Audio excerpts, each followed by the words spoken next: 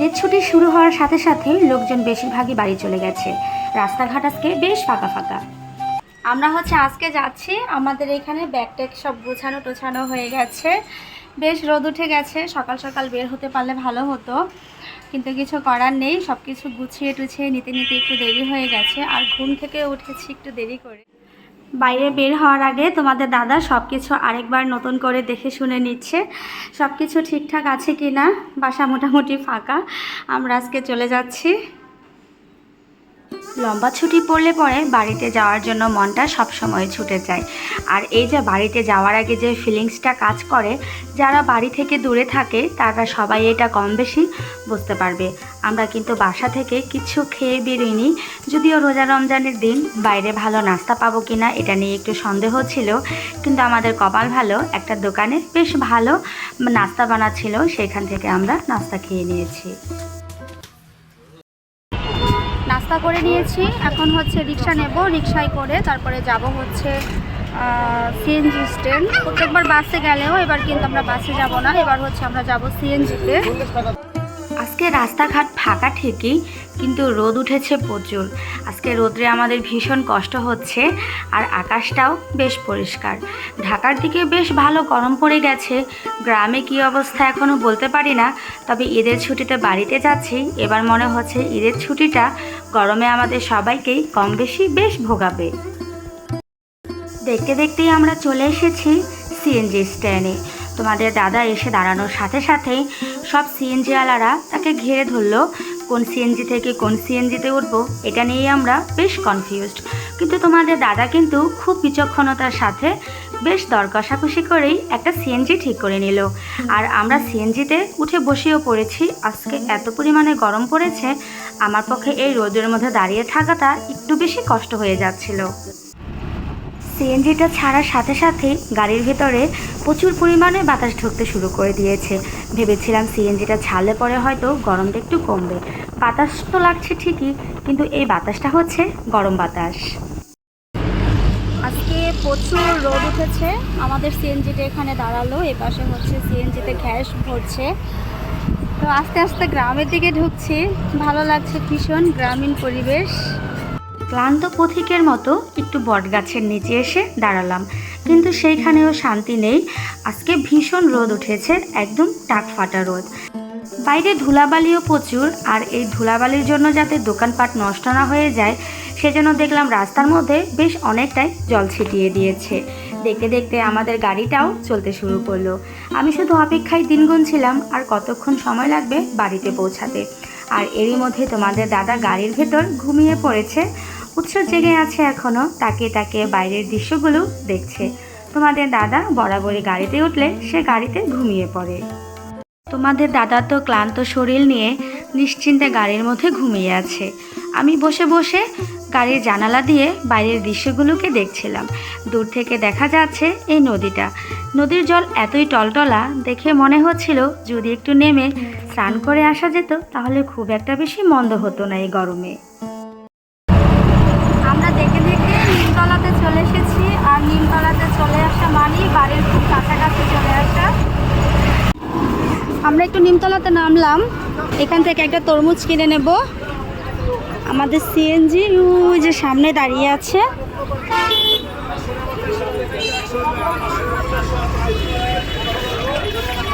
ওইদিকে অনেক ফলের দোকান আছে।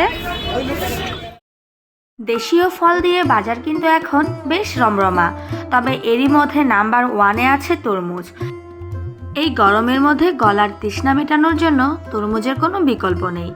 যাচ্ছে তোমাদের দাদা এতদিন পরে শ্বশুর বাড়ি, যাওয়ার আগে ভাবছে সে একটা বড়সড় তরমুজ নিয়ে যাবে। তোমাদের দাদা এখানেও কিন্তু কম যায় না, সে বেশ দর কষাকষি করে তরমুজ কিনে নিচ্ছে।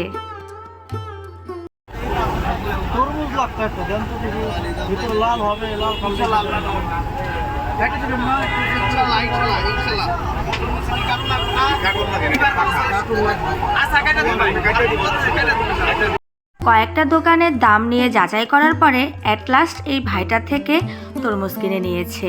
বর্তমানে তরমুজ নিয়ে একটা ডায়লগ এত পরিমাণে ভাইরাল হয়েছে, যখন এই তরমুজটা কাটছিল মাথার মধ্যে শুধু সেই ডায়লগটাই বারবার ঘুরছিল।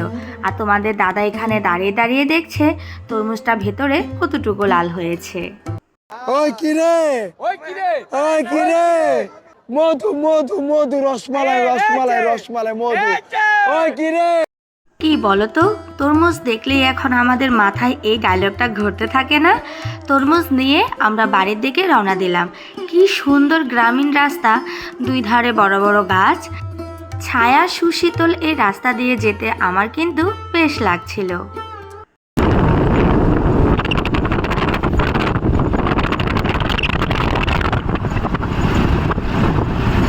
ঢাকায় চার দেয়ালের মধ্যে থাকতে থাকতে আর গাড়ির প্যাপু শব্দ শুনতে শুনতে জীবনটা যখন অতিষ্ঠ হয়ে যায়, তখন আমি এই গ্রামীণ সুশীতল রাস্তাটাকে অনেক বেশি মিস করি। এখন যে তোমরা খালটা দেখতে পাচ্ছ, এই খালটা হচ্ছে আমাদের বাড়ির খুব কাছ দিয়ে গেছে। আর দূরে দেখা যাচ্ছে এগুলো হচ্ছে সব আলুর ক্ষেত। এই অল্প কিছুদিন হলো আলুগুলো সব উঠানো হয়েছে মাটির নিচ থেকে। এই আর 15 দিন আগে আসলেই তোমাদের আলু উঠানোর অনেক কিছু দেখাতে পারতাম, কিন্তু ঈদের ছুটিটি একটু দেরিতে পড়ায় আমাদের আসাটাও একটু লেট হয়ে গেল। দেখতে দেখতে এখন বাড়ি যাওয়ার অপেক্ষা। আমরা চলে এসেছি, এসে নামলাম। আর তোমাদের যে খালটা দেখালাম আসার সময়, এটাই হচ্ছে সেই খাল। তো এখন কচুরিতে ভরে আছে। বর্ষাকালে এই খালটা আরও অনেক বেশি চওড়া হবে। এই খালটা হচ্ছে ধলেশ্বরী নদীর সাথে মিশে গেছে।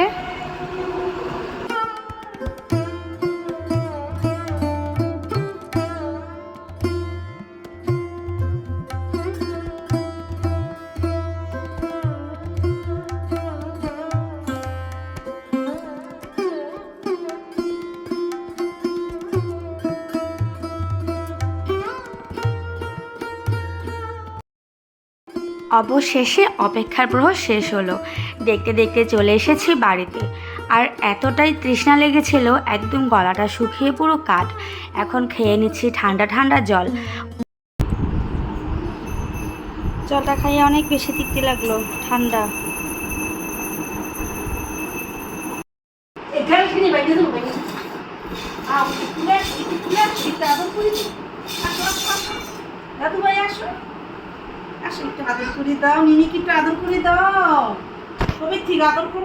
উৎস এসে খেলতে ব্যস্ত ওর মামার বাড়িতে থাকা গাড়িগুলো দিয়ে। আর এই ফাঁকে আমরা এখন খেয়ে নিচ্ছি ঠান্ডা ঠান্ডা তরমুজ। এই তরমুজটা খেয়ে মনে হলো প্রাণটা পুরো জুড়িয়ে গেল।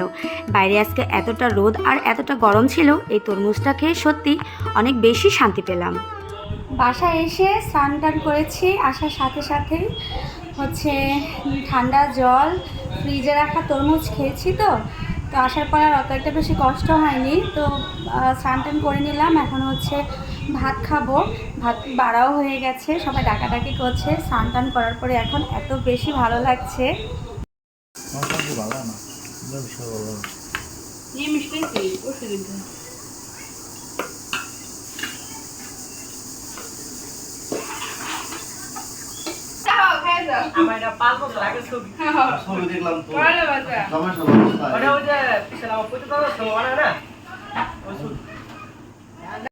সকালবেলা 2টা পরোটা খেয়ে গাড়িতে উঠেছি। রাস্তাতে তেমন কোনো কিছুই খাওয়া হয়নি। আর এত পরিমাণে গরম পড়েছিল, বাসায় এসে এখন স্নান টান করার পরে অনেক বেশি ভালো লাগছে। এখন হচ্ছে সবাই মিলে খেতে বসে গেছে। আজকে রান্না হয়েছে অনেক কিছু। অনেক দিন পরে পরে যারা গ্রামের বাড়িতে বেড়াতে যায়, এরকম গ্রামের বাড়িতে বেড়াতে আসলে মনটা কতটা ভালো হয়ে যায়, যারা বাড়ি থেকে দূরে থাকে তারা সেটা বুঝতে পারবে। আমার 1 মাস বা 2 মাস পরে পরেই বাড়ির জন্য মনটা ভীষণ খারাপ হয়ে যায়। এখন সবাইকে নিয়ে একসাথে খেতে বসে গেছি।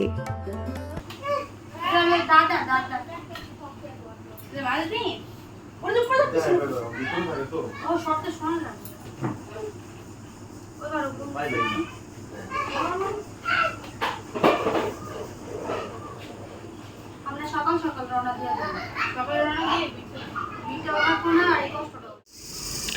ভাত খাওয়া শেষ। এখন হচ্ছে এখানে লবণ, আম, পাকা তেঁতুল এগুলো নিয়ে নিয়েছি। এখন হচ্ছে খাবো। দেখেই তো জিভে জল চলে এসেছে। দীপ্তি, খাবি? তেঁতুল, আম। আম খাইস না, আম ছানার আগে খাইস না, তেঁতুলটা খাতে। আমি তো খাওয়া লাগছে, ভালো না? তুই খানা যেটুক খাবিস দেই হাইতে আমার জিপার জল টল টল করে উঠছে। এই যে তেঁতুলটা ভাঙলাম, একদম গাছ পাকা একটা তেঁতুল। এখন হচ্ছে এই লবণের মধ্যে মাখাবো, একটু বেশি করে লবণ মাখিয়ে এখন হচ্ছে এটাকে খাবো। জিভে তো জল অলরেডি আমার চলে এসেছে।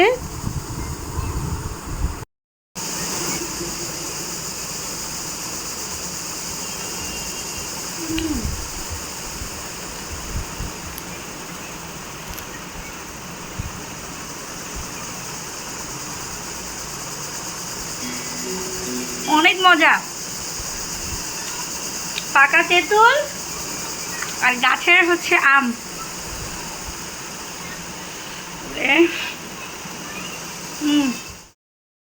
বিকেলের পরে এখন আর তেমন কোনো কাজ নেই, আর উৎস সবাইকে পেয়ে ভীষণ খুশি। এগুলো সব উৎসর মামার বাড়ির খেলার সঙ্গে। উৎস তো সবাইকে পেয়ে মাঠে নেমে দৌড়াদৌড়ি করা শুরু করে দিয়েছে। ওরা এইখানে সবাই খেলছে টুনটুনিলো পাখি। ছোটবেলায় এই খেলাগুলো যে কত খেলেছে, ওদের এই ছোটাছুটিগুলো দেখে ছোটবেলার কথা ভীষণ মনে পড়ছিল।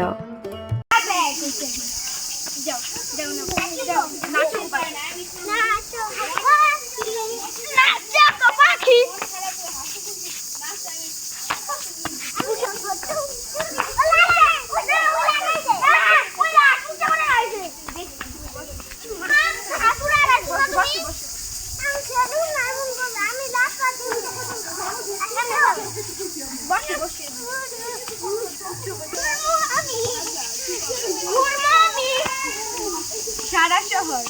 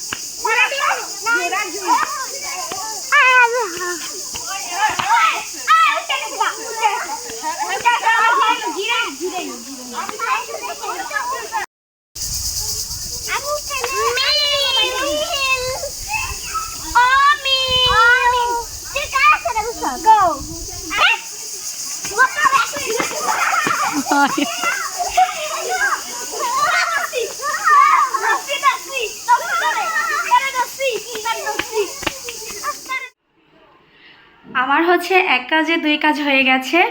একে তো তোমাদের দাদার হচ্ছে ঈদের জন্য অফিস ছুটি, তার উপরে হচ্ছে আমাদের এইখানে এক নাম কীর্তন শুরু হয়েছে। এখন আজকে হচ্ছে প্রথম দিন, আমরা রেডি হয়ে গেছি সবাই। ঘড়িতে এখন বাজে হচ্ছে রাত 8:30 বিকেলের পরে, আর ব্লগটা একেবারেই স্টার্ট করিনি। এখন যাচ্ছি হচ্ছে সবাই পাঠে। আমাদের এখানে আজকে প্রথম পাঠ, 7 দিন পাঠ হবে, আর 3 দিন এক নাম কীর্তন, আর শেষের দিন হচ্ছে বড় করে মহোৎসব আছে, মহা উৎসব আছে। তো আজকে হচ্ছে সেখানেই যাচ্ছি। তো ওইখানে গিয়ে তোমাদের হরি কথা শোনাবো। তো যেতে যেতে তোমাদের সাথে ব্লগের বাকি অংশটুকু শেয়ার করছি। প্রত্যেক বছরের মতো এই বছরও চৈত্র মাসের 14 তারিখ থেকে আমাদের এইখানে এক নাম কীর্তন শুরু হয়ে গেছে। আজকে হচ্ছে তার প্রথম দিন।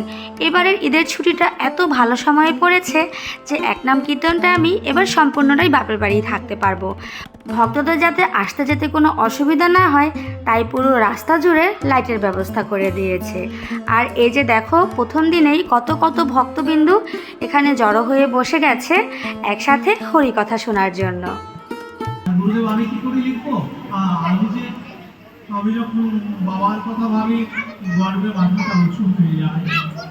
আমি বহুত কিছু করা আসলে, কিন্তু যে আমি মায়ের দিকটা চিন্তা করি, আমি আমার মাথা নত হয়ে যায়। আমি যে দাসপুত্র গো, আমি যে দাস রাজের কন্যা, ধীবর কন্যা, সত্যাবতীর পুত্র গো, আমি যে নিচু জাতির মেয়ের গর্ভে জন্ম, আমি কি আয়োজন করো, তাতে তোমার মঙ্গল হবে। Happy birthday, to you. Cake কাটছে না, বাতিগুলো নিভিয়ে দেয়। এগুলো না করে বাতিটা জ্বালিয়ে দেওয়া যায়। ঘৃত প্রদীপ ছেলের জন্য মেয়ের জন্য জ্বালিয়ে দাও, তার আয়ু বৃদ্ধি হবে, ভগবান প্রসন্ন হবে। তার জন্য আরতি করো ঠাকুরের কাছে, ভাগবতে তার নাম গোত্র দিয়ে তুলসী নিবেদন করো। পারলে দূর থেকে দেখে প্রণাম করবেন, আর মনের মধ্যে আনন্দ রাখবেন, দুঃখ রাখবেন না। যদি দুঃখ রাখেন তাহলে দুঃখ লাভ হবে, আর যদি আনন্দ রাখেন তাহলে আনন্দ লাভ হবে। বিনা প্রেম সে নাহি মিলে নন্দলালা, দুধ পে বিহারি মিলে তো বহুত বসওয়ালা। হরে কৃষ্ণ। প্রতি পদক্ষেপে আসবেন ভগবানের কাছে, পদে পদে, স্টেপ বাই স্টেপ। প্রতি পদে পদে অশ্বমেধ যজ্ঞের ফল হয় তার, তাহাতে সংশয় নাই কহিতেছি সার। নারায়ণ বলছে, ব্রহ্মা যেই ভক্ত বাড়ি থেকে ভাগবত পাঠের মধ্যে ব্যাসাসনের কাছে। ভাগবত পাঠ শেষে রয়েছে প্রসাদের আয়োজন। এখানে সব ভক্তবৃন্দদের জন্য রান্না করা হয়েছে প্রসাদ।